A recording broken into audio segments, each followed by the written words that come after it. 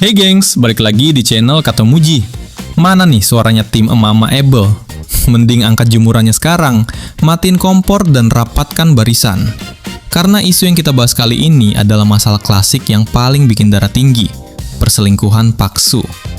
Nah kan, mulai naik nih tensinya. Tapi nggak cuma itu gengs, si pria tampan rupawan yang hidupnya udah mapan ini malah pilih jalur khilaf pas lagi jauh dari istri. Nah loh, jangan sampai suami kalian nonton ini sendirian tanpa pengawasan. Bantu like dan subscribe dulu buat Kato Muji, dan mari kita masuk ke alur pembahasannya.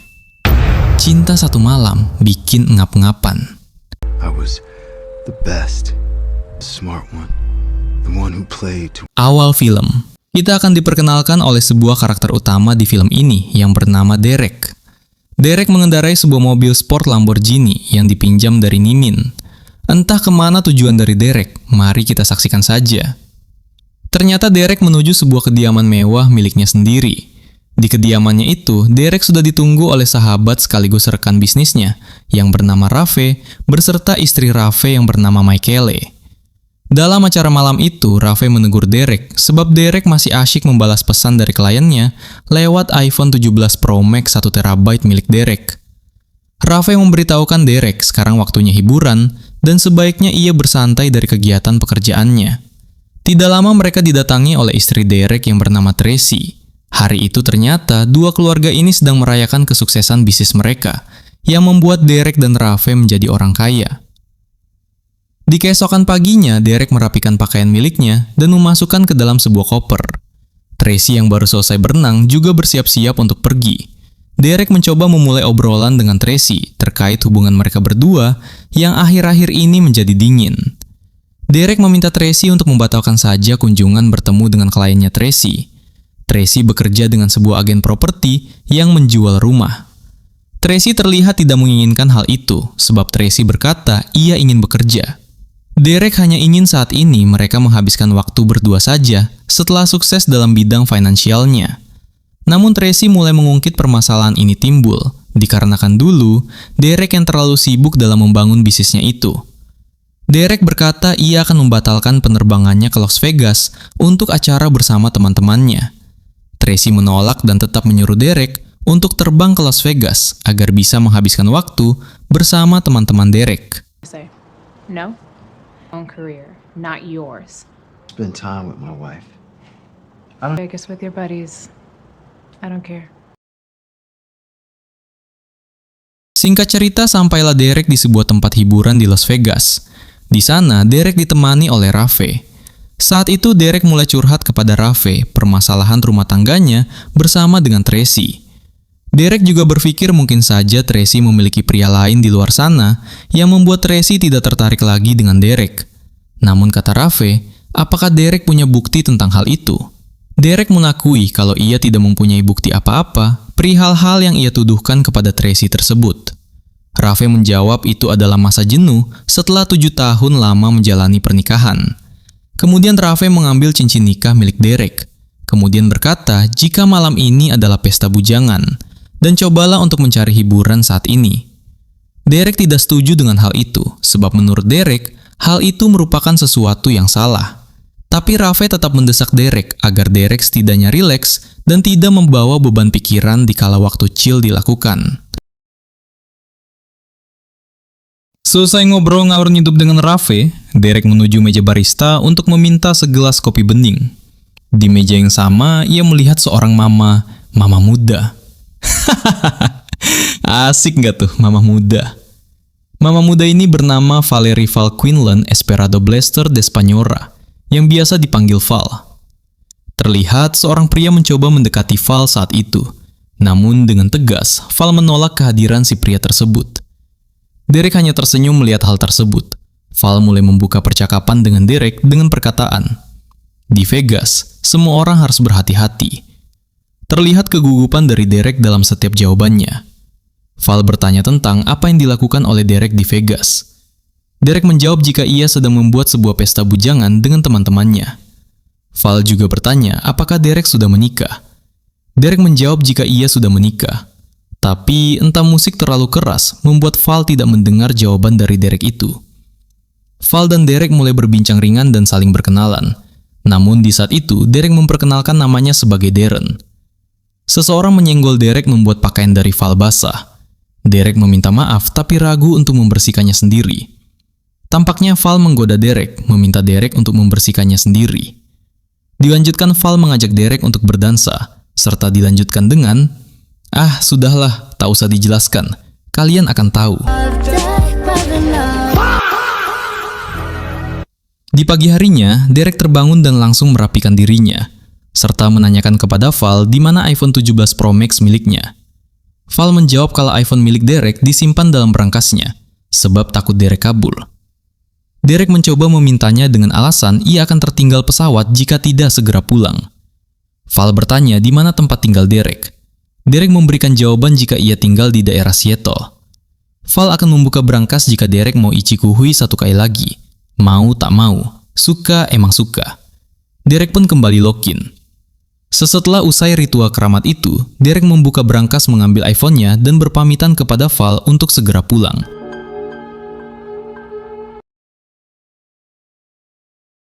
Sesampainya di rumah, Derek menemukan Tracy sudah tertidur. Nampak rasa bersalah dari raut wajah Derek. Entah bersalah, entah takut ketahuan.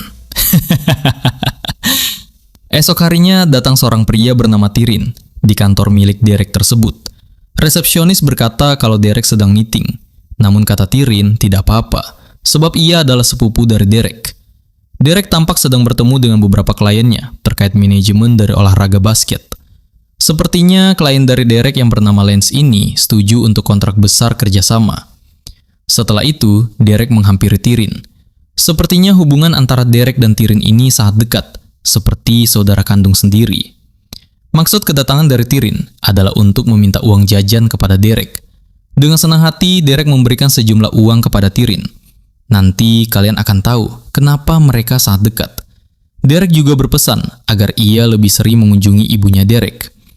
Tidak lama sebelum Tyrin akan keluar, Rev masuk ke dalam ruangan Derek.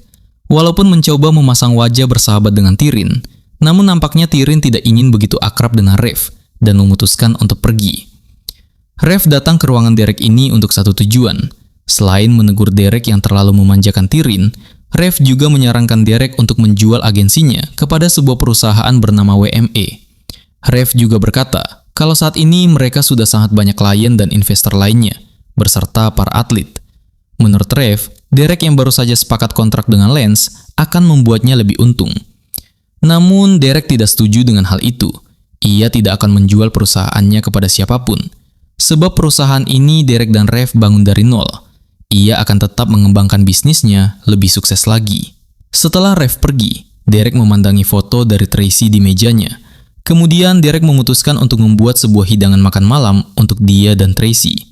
Tentu saja Tracy yang baru kembali bekerja kaget dengan hal ini. Derek menjelaskan serta meminta maaf kepada Tracy jika selama ini Tracy merasa kesepian. Derek berjanji ia akan memperbaiki semua kesalahannya, dan sudah saatnya mereka untuk memikirkan tentang anak, agar keluarga mereka lebih harmonis lagi. Apesnya di tengah asik-asik, ichihui. Derek dan Tracy mendengar sebuah suara keras dari ruangan atas. Derek berjalan menaiki tangga, disertai Derek mempersenjatai dirinya dengan tongkat golf PGM Wedge 008. Derek mencoba untuk mengendap-endap di ruangan tersebut. Namun pada akhirnya, ia dijatuhkan dari belakang oleh seorang pria misterius bertopeng. Derek mencoba untuk terus mempertahankan dirinya.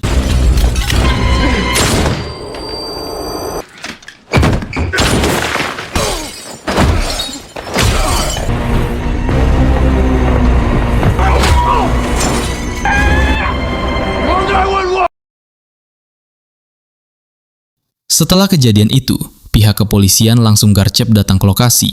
Mereka pun mulai melakukan olah kejadian perkara untuk melihat apakah ada petunjuk yang tertinggal di rumah Derek tersebut. Saat sesi pertanyaan itu, sayangnya CCTV rumah Derek sedang perbaikan. Dalam sebulan terakhir, serta alarm peringatan selalu lupa untuk mereka nyalakan sebelum tidur. Petugas kepolisian pun berkata, kasus ini akan diserahkan kepada seorang detektif senior bernama Valerie Velquinlan Esperado Blaster de Españora, yang tidak lain dan bukan merupakan Vel. Tentu saja, reaksi panik terlihat dari raut wajah Derek. Apalagi, Val bertanya nama asli Derek, apakah Darren, serta wajah Derek yang familiar menurut Val. Reaksi yang tidak tenang itu wajar, karena Derek baru saja akan memulai hidup harmonis. Encem-cemannya datang. Gimana nggak panik coba? Val meminta Tracy untuk menemaninya, serta bertanya di mana Tracy saat kejadian itu berlangsung. Tracy membawa Val ke dalam kamarnya. Di sana Val mulai melihat ke arah foto Derek, serta juga melihat keranjang mereka. Setelah itu, Val bertanya, di mana posisi Tracy dan Derek di saat itu. Val duduk di tempat yang ditunjuk Tracy, sambil mengelusnya. Tracy yang heran terkait pertanyaan-pertanyaan dari Val yang mulai tidak masuk akal baginya. Dan untuk menutupi rasa curiga Tracy, Val meminta Tracy mengingat-ingat apakah ia dan Derek memiliki musuh. Kemudian Derek yang tampak gelisah ditegur oleh Val, dan meminta Derek menghubungi jika ada petunjuk lain.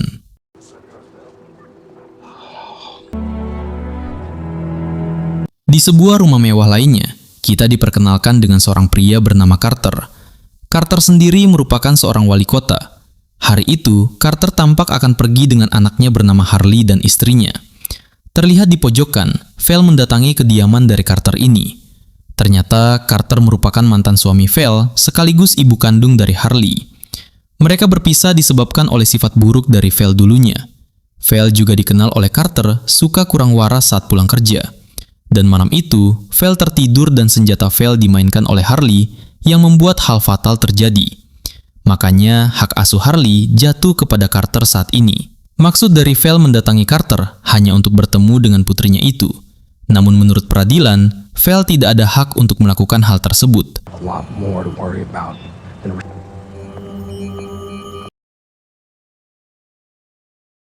Hari itu Derek diminta masuk ke sebuah ruangan dengan kaca dua sisi di kantor polisi. Di balik kaca, terlihat Val yang menatapnya. Kemudian Val masuk ke dalam ruangan Derek tersebut. Derek menjelaskan situasi mereka yang sedang rumit sekarang. Derek takut Val memberitahu Tracy perihal yang terjadi antara mereka di Las Vegas tempo hari. Derek menganggap itu semua adalah kesalahannya, serta Derek juga serius untuk meminta maaf dan tidak bermaksud untuk berbohong kepada Val saat itu. Derek meminta Val untuk beranggapan kalau itu hanyalah sebuah permainan. Val memberitahu Derek kalau di Vegas ia percaya dengan kebohongan Derek itu. Namun hal yang tak bisa diterima Val adalah Derek menganggap ini semua permainan. Tapi Derek tak perlu khawatir, Val tidak akan buka suara perihalnya dengan Derek. Sebab menurut Val, itu adalah pisau mata dua. Karena di dalam kepolisian, Val sangat dihormati serta mendapatkan banyak penghargaan. Val juga meyakinkan Derek dia akan profesional dalam menangani kejadian yang menimpa Derek ini. Menurut Val, ada seseorang yang berniat untuk menjatuhkan dan mencelakai Derek. Entah itu saingan bisnis ataupun mungkin seseorang yang telah Derek campakkan. Val meminta Derek untuk memikirkan orang-orang tersebut agar lebih mudah diketahui siapa pelaku sebenarnya. Di kantornya Derek mulai mencari tahu tentang Val tersebut. Ternyata memang benar, Val memiliki banyak penghargaan berdasarkan prestasi yang ia dapatkan. Serta juga, Val berhasil mengungkap aliran dana mencurigakan yang berhubungan dengan wali kota yaitu Carter. Tapi saat itu, Derek belum tahu hubungan Val dan Carter ini. Sepulang dari kantornya, Derek kaget karena Val sudah berada bersama dengan Tracy di rumahnya. Tentu saja, jantung dari Derek berdetak tidak karuan saat itu. Val memberitahu Derek maksud kedatangannya hanya untuk mencari petunjuk yang mungkin saja ia lewatkan saat penyelidikan di malam lalu. Setelah ngobrol sebentar, Tracy berpamitan akan pergi menemui kliennya di properti pinggir pantai. Dilanjutkan, Val juga pamit untuk segera pergi. You know these clients.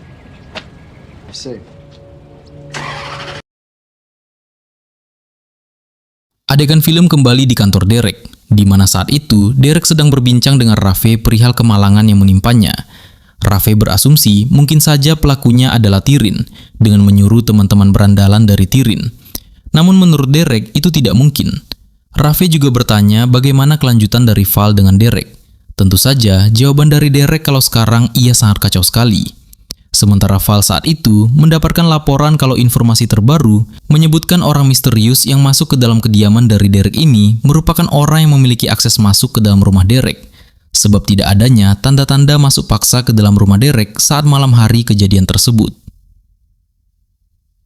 Di keesokan harinya setelah selesai melihat kasus Carter di laptopnya Derek, Derek keluar dari kantor. Saat itu, Val datang kepada Derek. meminta Derek untuk masuk ke dalam mobil Val sebab ada informasi perkembangan terkait kasus dari Derek tersebut. Val mengajak Derek untuk berjalan-jalan di sebuah pinggir pantai. Sampai di suatu titik di pantai tersebut, Val menginstruksikan Derek menggunakan teropong monokular ke arah rumah nomor 3 di pinggir pantai itu. Di dalam rumah tersebut, Derek melihat Rafe di sana. Serta tidak lama setelah itu, di dalam kamar yang sama, ternyata juga ada Tracy, istrinya Derek, di sana. Saat itu, Val menjelaskan yang terjadi. Dari awal, Val sudah curiga ada yang janggal dari kasus Derek itu. Makanya kata Val, ia akhir-akhir ini sering ke rumah Derek untuk memastikannya sendiri. Intinya setiap kali Tracy pergi beralasan menemui klien di properti pantai, ia akan menuju bertemu dengan Rafe. Untuk Derek yang masih belum menerima kenyataan tersebut, meminta untuk Val segera pergi. Tapi kata Val masih ada satu lagi informasi yang harus Derek ketahui. Namun Derek belum mau mendengarkan hal lain itu, meminta Val untuk segera pergi meninggalkannya sendirian.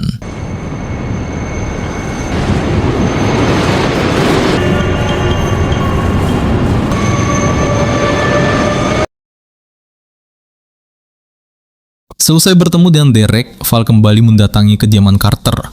Namun kali ini, Val berkata bahwa ia akan segera mengambil hak asuh Harley dari Carter. Namun Carter menyebutkan jika itu adalah hal mustahil. Meskipun kasus yang sekarang sedang menimpanya sekalipun, akan tetap ia menangkan. Hal itu kata Carter, sebab ia memiliki banyak koneksi serta ia juga tidak bersalah. Di malam harinya, tampak Derek yang terlalu banyak meminum air mineral mulai menelpon Val kembali. Teringat ada hal lain yang Val akan katakan kepadanya. Val menyebutkan kalau Derek ingin informasi itu, segeralah ia pergi ke kediaman dari Val. Singkat cerita, sampailah Derek di kediaman Val. Di waktu itu, Val menjelaskan hasil penyelidikannya, bahwa orang yang ingin membahayakan diri Derek adalah Riff dan Tracy. Dengan asumsi awal bahwa biro iklan dan bisnis yang dikelola oleh Derek akan jatuh setengah kepada Tracy dan setengahnya lagi kepada Riff. Derek meminta Val untuk tidak menghasutnya dalam kondisi yang kacau tersebut. Walaupun sebenarnya Derek sedikit curiga, sebab waktu itu Riff pernah meminta Derek untuk menjual dan mengakuisisi perusahaannya itu. Meskipun demikian, Derek tetap berkata kalau ia tidak percaya. Sekali lagi, Val meyakinkan Derek kalau Riff dan Tracy tidak akan berhenti sampai tujuan mereka tercapai. Val juga memberikan alternatif lain kepada Derek, agar ia lebih dahulu untuk menyingkirkan Riff dan Tracy. Derek kembali menegaskan kepada Val untuk jangan pernah mencoba menghasutnya. That sounds crazy. 1-1. Feeling right now. You got it right now.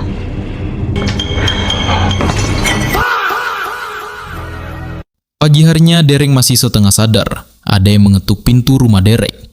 Ternyata itu polisi yang datang dan meminta Derek untuk segera ke kantor polisi. Dalam ruangan interogasi, Derek bertemu dengan Val. Val langsung bertanya, apakah Derek yang melakukan ini semua? Ternyata, Riff dan Tracy telah pindah alam disebabkan oleh sesuatu yang mengerikan. Derek mencoba mengelak dan berkata, itu bukanlah perbuatannya. Tapi dengan tegas, Val menjawab semua alasan dari Derek itu. Sebab di lokasi kejadian ditemukan cincin milik Derek. Derek mulai bercerita kalau benar saat selesai Ichikado semalam dengan Val, ia mendatangi properti itu. Serta benar juga Derek menemukan Tracy dan Riff yang sedang berselingkuh. Namun Derek hanya membuang cincin nikah mereka, menandakan Derek minta bercerai. Tapi menurut Val, Derek pergi serta kembali untuk menyelesaikan pengkhianatan yang dilakukan oleh Tracy dan Riff itu. Val tetap pergi dengan kesimpulannya itu sendiri, membuat berita tragedi hilangnya nyawa Tracy dan Riff ini jadi trending topik. Meskipun pengacara Derek meminta penundaan penahanan terlebih dahulu. Disertai perusahaan, Derek pun juga mulai kehilangan mitra bisnis dan kliennya, sebab kasus yang menimpa Derek tersebut. Di saat hari pemakaman Tracy, dihadiri Tyrion dan ibu Derek. Di luar, nampak Val juga datang, membuat Derek kurang nyaman. Derek mencoba menghampiri Val untuk bertanya kepentingannya hadir saat ini. Percakapan dari Derek dan Val ini disaksikan oleh Tyrion. Namun tidak lama, Tyrion juga pergi ke dalam rumah. Val hanya memberikan info kepada Derek kalau status Derek sekarang sudah menjadi tersangka utama, serta dapat dilakukan penahanan sewaktu-waktu. Derek hanya bergumam untuk Val segera menangkap pelakunya. Tapi alih-alih mencari pelaku, Val menjawab dengan nada datar kalau pelakunya sangat susah ditangkap. karena sulit untuk tahu siapa yang menarik pelatuk dan siapa yang menginginkan kondisi ini. Hal itulah yang membuat Derek segera sadar kalau pelaku sebenarnya adalah Val. Tapi sebelum emosi Derek memuncak, Val langsung membela diri dengan mengatakan kalau Derek legal sekarang untuk dihabisi. Val dengan tuduhan penyerangan kepada petugas membuat Derek mati langkah, serta Val pun pergi dari sana.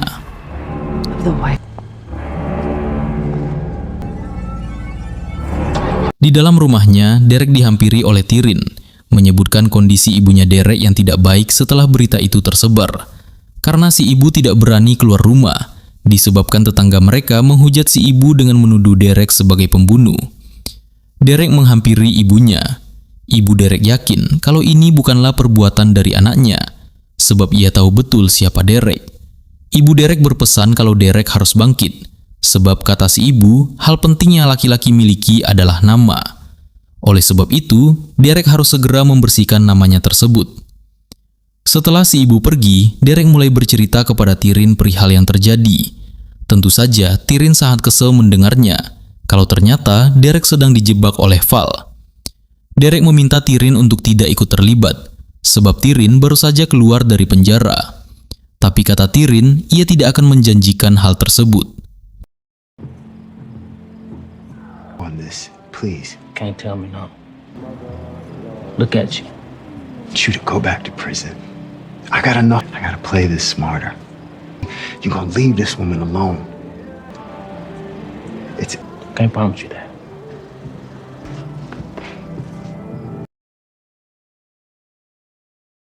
Malamnya, Tyrion pergi menemui seseorang, kenalannya bernama Bill.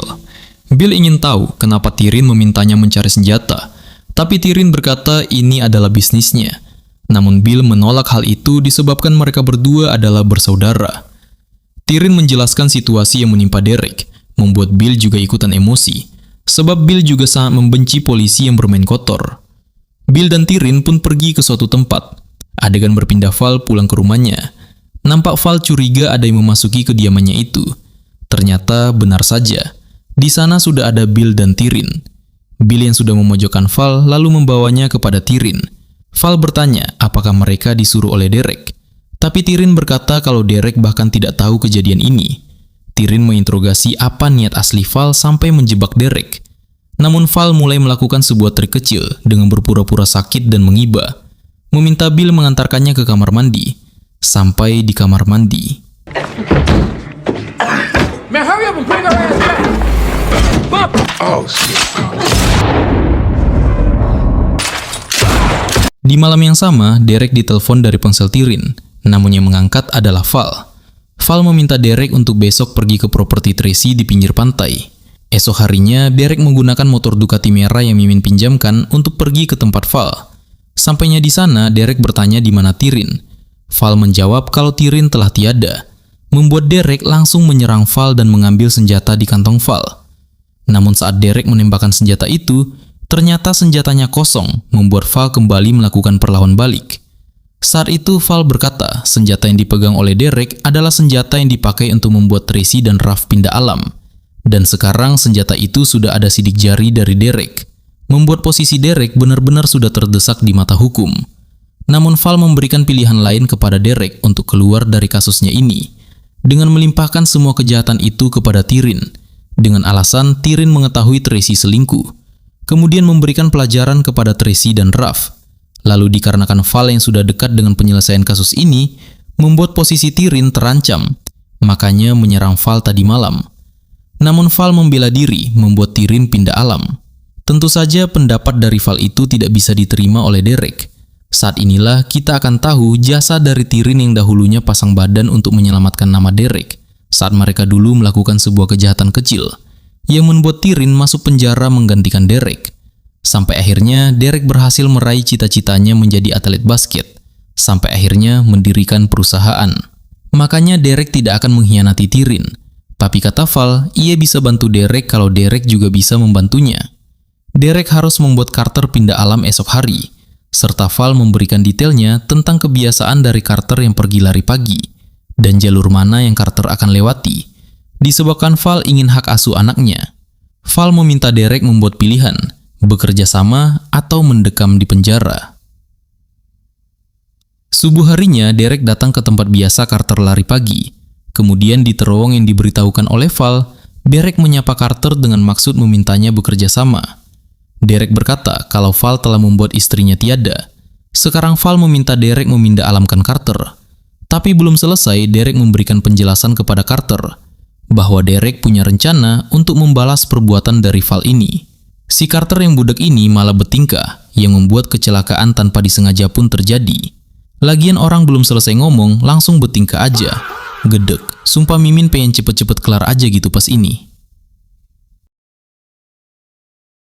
Derek mendatangi Val untuk berkata kalau tadi ia memberitahukan kepada Carter kalau ia disuruh oleh Val. Lalu dilanjutkan, kesalahpahaman membuat Carter pindah alam. Val tidak menghiraukannya. Yang penting, Derek berhasil menyingkirkan Carter, kata Val.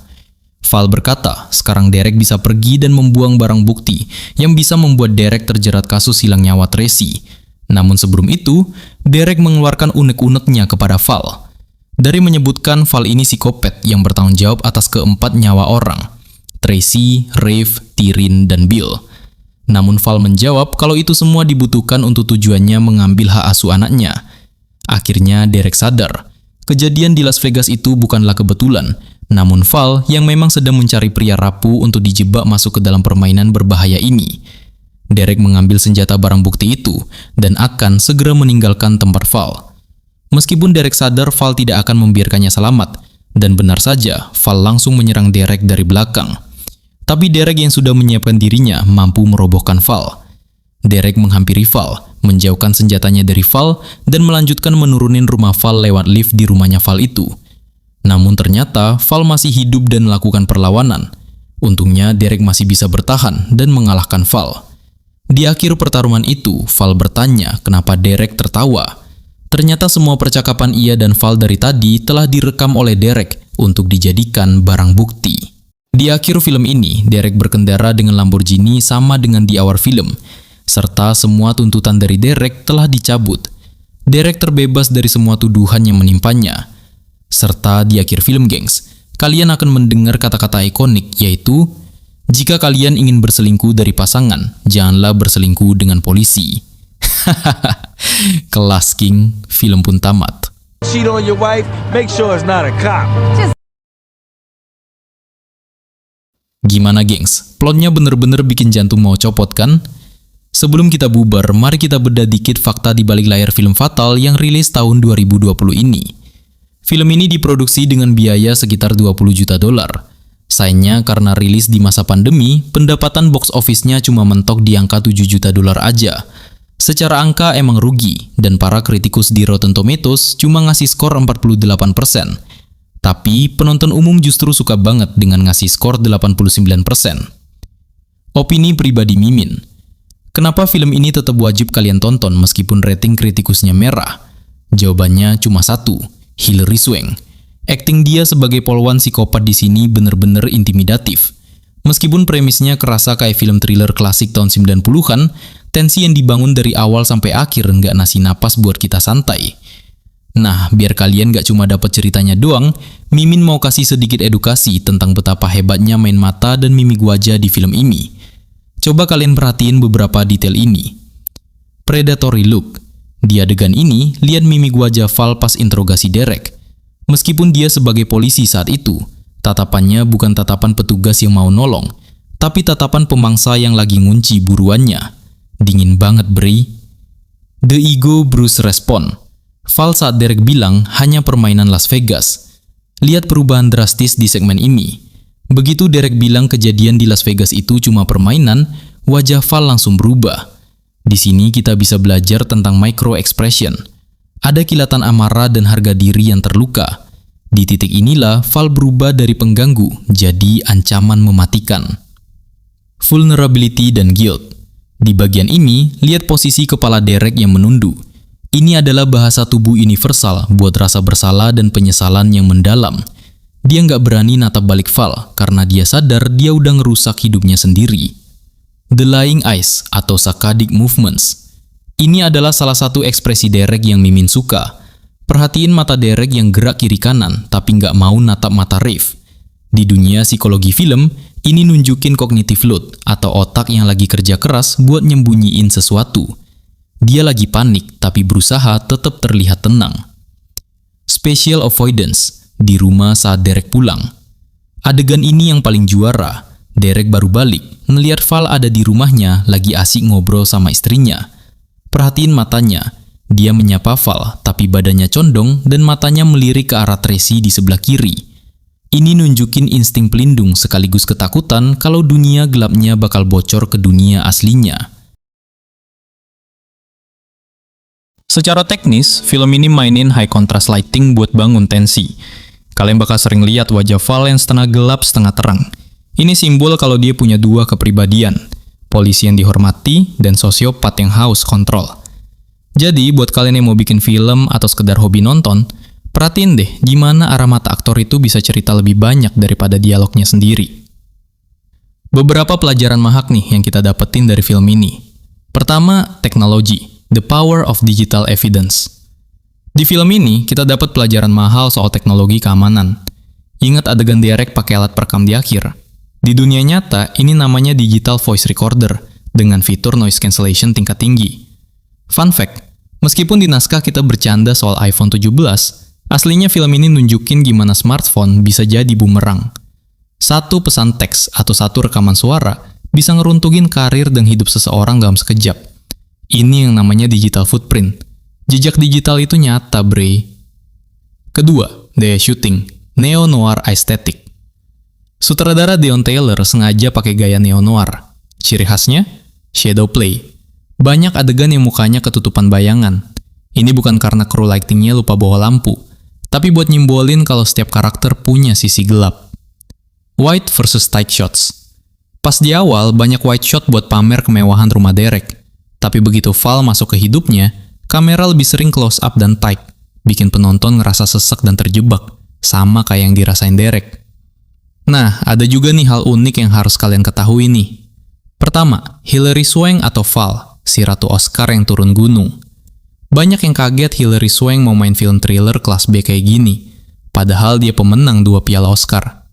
Trivia, Hilary dikenal sebagai aktor yang sangat totalitas. Dia pernah tinggal di trailer dan cuma dibayar murah pas awal karir demi peran yang bagus. Di film Fatal, dia pengen ngebuktiin kalau dia bisa mainin karakter sosiopat yang elegan, tapi tetap bikin merinding tanpa harus banyak teriak. Kedua, Michael Ealy atau Derek, the king of stock movies. Ada fakta lucu soal Michael Ealy.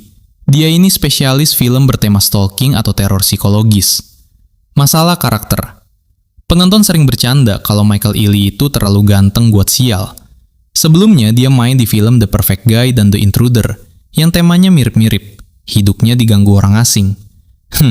Kayaknya dia emang punya muka-muka orang yang enak buat diteror ya, gengs. Oke, gengs, jadi pesannya jelas ya. Kalau mau selingkuh, pastiin dulu targetnya bukan detektif senior yang lagi punya masalah hak asuh anak. Ribet urusannya, bre. Kalau kalian punya pendapat lain soal kegilaan si Val, langsung tumpahin di kolom komentar. Terus kalau yang mau nabung buat nungguin beli iPhone 18 Pro Max, mending entar-entaran dulu aja deh. Coba pikir-pikir dulu, kali aja bisa buat beli Lambo kek, si Derek kan? Jangan lupa like, share, dan subscribe, biar kalian gak ketinggalan info film-film berbahaya lainnya. Segitu aja alur cerita film kali ini. Sampai jumpa di alur cerita film selanjutnya di channel Katomuji. Adios, bye!